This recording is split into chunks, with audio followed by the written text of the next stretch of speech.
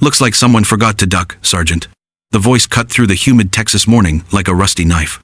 Corporal Jake Martinez stepped back into formation, his smirk wide enough for the whole squad to see. That was the intention. Staff Sergeant Elena Rodriguez stood isolated on the dusty parade ground at Camp Davidson, her olive drab t-shirt dark with perspiration, red dirt coating her like war paint. Purple bruises mottled her forearms and traced along her jawline. Not fresh wounds, to that. These were the kind that told a story over weeks, the kind that spoke of battles fought in places most people would never see. Her knuckles were split and healing, her stance slightly favored to one side, but her spine remained straight as a rifle barrel. Behind her, Charlie Company shifted restlessly. Some snorted with barely contained laughter, others watched with the detached curiosity of spectators at a car wreck. She was an outsider here, the first woman assigned to Delta Squad in 3 years. No fanfare, no explanation. Just orders that came down from high command with words like special assignment and classified directive. The barracks had been alive with speculation the night before. Some claimed she was damaged goods, recovering from a mental breakdown. Others whispered she was just another desk jockey trying to prove she belonged with the infantry. Elena said nothing, didn't react, didn't even acknowledge the taunt. That silence gnawed at Martinez more than any comeback could have. How many sit-ups does it take to fix a shattered spine, Sarge? Martinez continued, his Texas drawl thick with mockery. Or did you just forget how to fight back? Nervous chuckles rippled through the ranks, the kind of laughter that tests limits, pushes boundaries. None of them knew her story. In the vacuum of truth, assumptions flourished. What they couldn't know, what none of them suspected, was that this woman hadn't been sent here. She'd requested this assignment, not because she needed rehabilitation, but because she carried a debt that could only be paid forward. From the observation tower overlooking the training ground, Colonel Sarah Mitchell stood watching, binoculars lowered, her weathered face carved from stone. She'd recognized the walk the moment Elena stepped off the transport truck, the particular way someone moves when they've carried too much weight for too long. But she didn't interfere. Not yet. Sometimes lessons had to unfold naturally. Elena stood motionless in the blazing sun, the partially healed gash across her collarbone catching the light. She didn't defend herself, didn't look away, because Elena Rodriguez understood something the others hadn't learned yet. Respect, earned through silence, cuts deeper than any words. The scar running from her left temple to her ear gleamed white in the morning heat.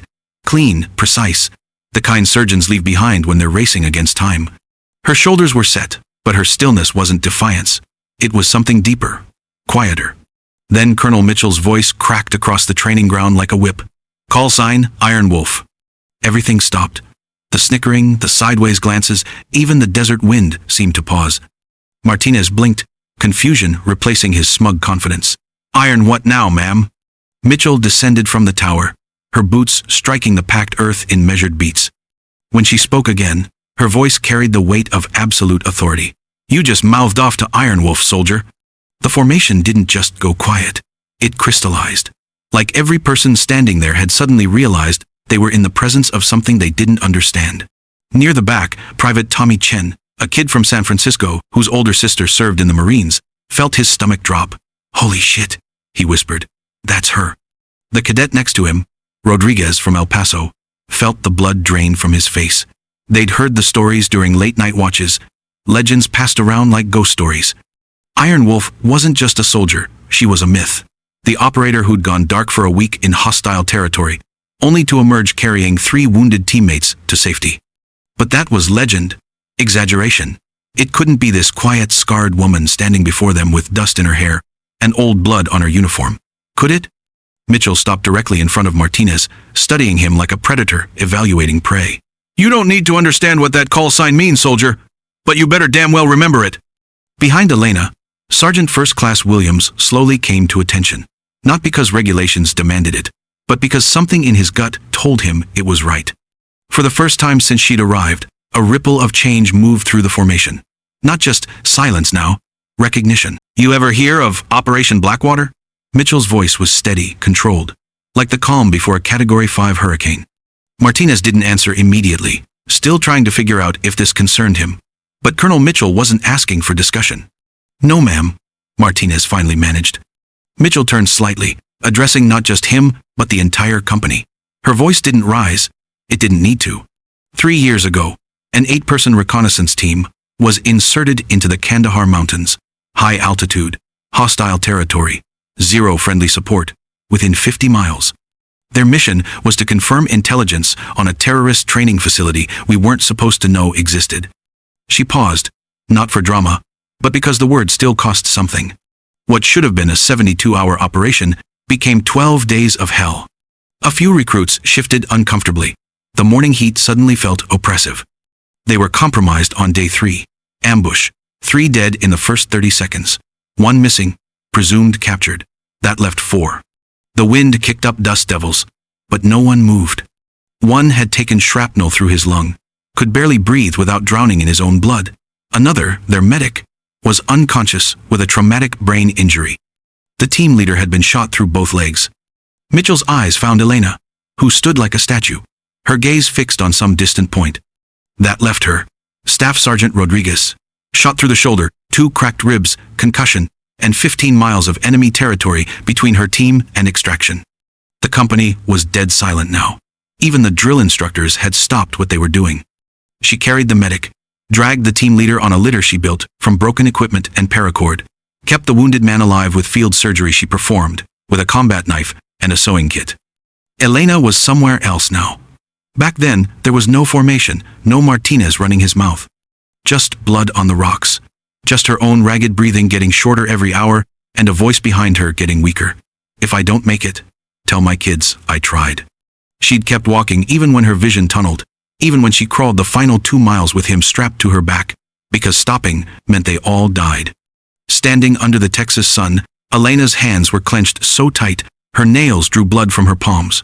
Not from anger, but because even here, even now, she could still hear their voices. Mitchell's words cut through the memory. You think she came back for a promotion?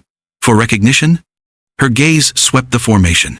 She came back because she knows what happens when training fails, when soldiers aren't prepared, when leaders don't know how to make the hard choices. And for the first time, even the most arrogant among them looked away, because what they'd just heard wasn't a war story, it was a testament and a warning. Elena Rodriguez remained motionless, hands behind her back, boots rooted to the earth. The sun climbed higher, catching the network of scars across her knuckles. She still hadn't spoken a word, but the silence had transformed. This time, it didn't isolate her. It elevated her. Colonel Mitchell exhaled slowly, as if setting down a heavy burden. You think the army sent her here? She scanned the formation again, watching as postures straightened, breathing slowed. You think this was some bureaucratic assignment? Some pity posting? Mitchell walked the line, pausing before each soldier. Staff Sergeant Rodriguez had every right to retire. She could have taken the medical discharge, the disability benefits, the quiet life. No one would have questioned it. A pause long enough for those words to sink in. But she didn't. Her voice sharpened. She requested this assignment. She asked for the hardest job we have, training the next generation of soldiers who'll deploy to the same hellholes where she's already bled. Several recruits actually stepped back. The youngest, Private Williams, looked like he'd been slapped. Not to hide behind a desk, not to collect easy paychecks until retirement. She came back to teach you how to survive what she survived, how to bring your people home alive. Mitchell turned back to Elena. She didn't return because she had to. She returned because she remembers what it costs when preparation fails. No one spoke. The desert wind was the only sound. Because sometimes leadership doesn't come with fanfare or ceremony. Sometimes it looks like a woman with healing wounds, steady hands, and fire burning quiet in her chest. In that moment, Charlie Company no longer saw her as the broken soldier who got dumped on them. They saw her for what she was, the warrior who chose to come back, the one who'd earned her scars. The one you kept your mouth shut and learned from. You want a hero? Mitchell's final words hung in the air like smoke. You've got one standing right here, and you didn't even have the sense to recognize her. The words echoed long after Colonel Mitchell walked away. Private Martinez slunk off the field, shoulders hunched, swagger replaced by something that looked like shame. No one laughed. No one cheered. The silence was louder than any applause.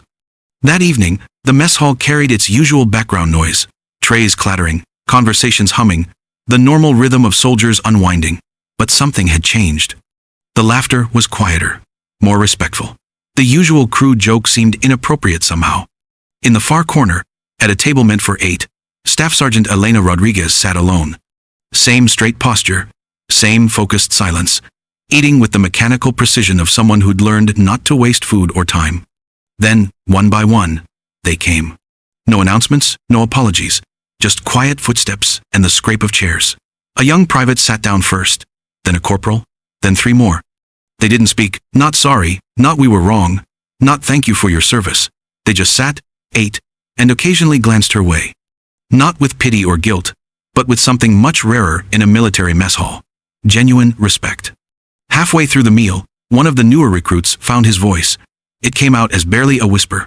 "Why Iron Wolf, Sergeant?" Elena didn't look up from her tray, didn't change expression.